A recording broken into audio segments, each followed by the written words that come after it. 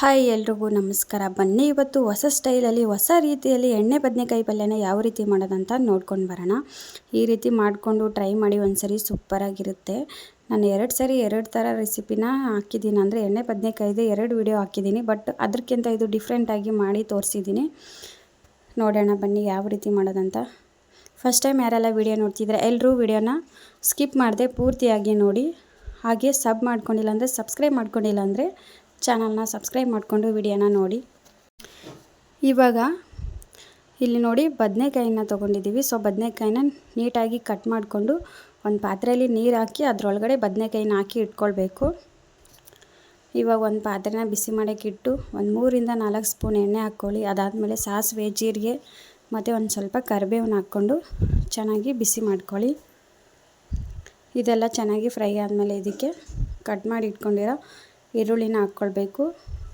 So ಈ ರೆಸಿಪಿಯಲ್ಲಿ different ಆಗಿರೋದೇನಪ್ಪ ಅಂದರೆ ಈರುಳ್ಳಿನ ಫುಲ್ಲಾಗಿ ಕಟ್ ಮಾಡಿಲ್ಲ. ಸೊ ಈರುಳ್ಳಿನ ಹಾಗೆ ಜಸ್ಟ್ ಕಟ್ ಮಾಡ್ದೇ ಹಾಕ್ಕೊಳ್ತಾ ಇದ್ದೀವಿ.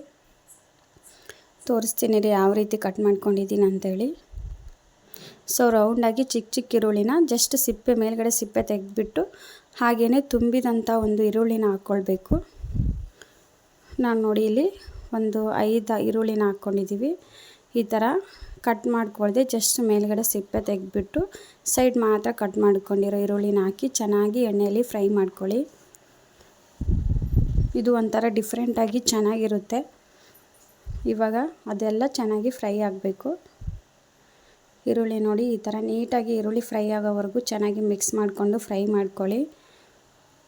ಯಾವಾಗಲೂ ಒಂದೇ ಥರನೇ ಎಣ್ಣೆ ಬದನೆಕಾಯಿ ತಿಂದು ಬೇಜಾರಾಗಿದ್ದರೆ ಈ ಥರ ಒಂದ್ಸರಿ ಟ್ರೈ ಮಾಡಿ. ರೊಟ್ಟಿ, ಚಪಾತಿ, ಅನ್ನದ ಜೊತೆ ತುಂಬಾ ಚೆನ್ನಾಗಿರುತ್ತೆ. ಇವಾಗಿದು ಚೆನ್ನಾಗಿ ಫ್ರೈ ಆಗಿದೆ ನೋಡಿ.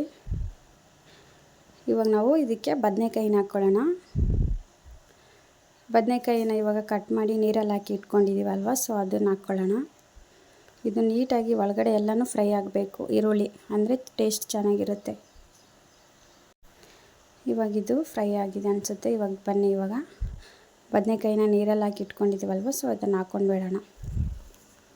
ಬದನೆಕಾಯಿನ ಕಟ್ ಮಾಡಿದ ತಕ್ಷಣ ನೀರಲ್ಲಿ ಹಾಕ್ಕೊಂಡು ಇಟ್ಕೊಳ್ಳೋದ್ರಿಂದ ಬದನೆಕಾಯಿ ಎಲ್ಲ ಬ್ಲ್ಯಾಕ್ ಅಂದರೆ ಕಪ್ಪಗೆ ಬರಲ್ಲ. ಸೊ ಚೆನ್ನಾಗಿರುತ್ತೆ. ಅದಕ್ಕೆ ನೀರಲ್ಲಿ ಹಾಕಿ ಇಟ್ಕೊಳ್ಬೇಕು ಕಟ್ ಮಾಡಿದ ತಕ್ಷಣ. ಇವಾಗ ನೋಡಿ ಕಟ್ ಮಾಡಿ ಇಟ್ಕೊಂಡಿರೋ ಬದನೆಕಾಯಿನ ಹಾಕ್ಕೊಳ್ತಾ ಇದ್ದೀನಿ. ಇದನ್ನು ಕೂಡ ಎಣ್ಣೆಯಲ್ಲಿ ಚೆನ್ನಾಗಿ ಫ್ರೈ ಮಾಡ್ಕೊಳ್ಬೇಕು. ಬದನೆಕಾಯಿ ಕಲರ್ ಚೇಂಜ್ ಆಗೋವರೆಗೂ ಫ್ರೈ ಮಾಡ್ಕೊಳ್ಳಿ. ಲೋ ಫ್ಲೇಮಲ್ಲಿ ಇಟ್ಕೊಂಡು ತುಂಬ ಚೆನ್ನಾಗಿರುತ್ತೆ. ನಾನು ಇದು ಬದನೆಕಾಯಿ ಪಲ್ಯ ಮಾಡೋಕ್ಕಂತಲೇ ಮಸಾಲೆನ ರುಬ್ಬಿ ಇಟ್ಕೊಂಡಿದ್ವಿ.